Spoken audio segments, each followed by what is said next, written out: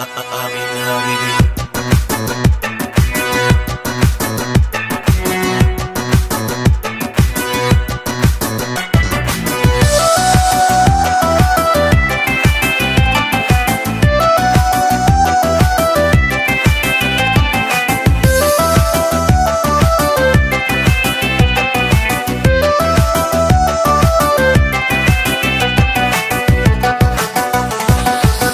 توی اون کوچه تاریک که دستامو گرفتی داشتم از شدت خوشحالی میمردم.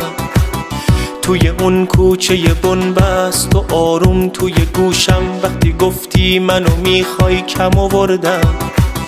توی اون کوچه خلوت که تنها شده بودیم قصه هیچی و با تو نمیخوردم.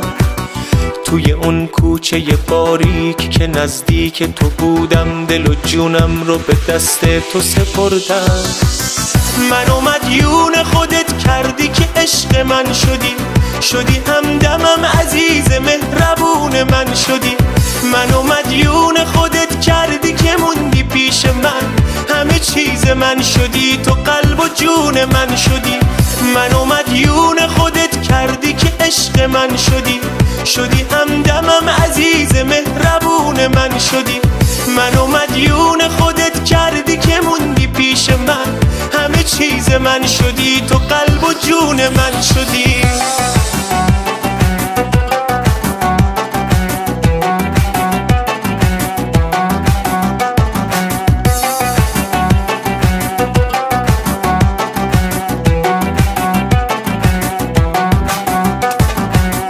تو که اومدی تو زندگی من زندگیم شبیه قصه ها شده.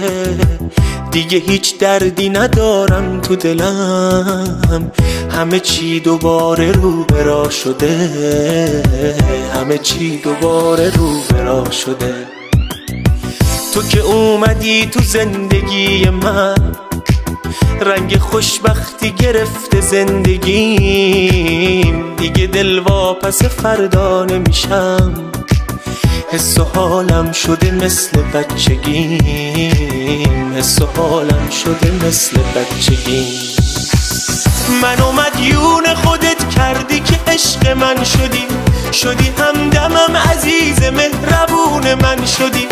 منو مدیون خودت کردی که موندی پیش من همه چیز من شدی تو قلب و جون من شدی. منو مدیون خودت کردی که عشق من شدی همدمم عزیز مهربون من شدی. منو مدیون خودت کردی که موندی پیش من همه چیز من شدی تو قلب و جون من شدی. منو مدیون خودت کردی که عشق من شدی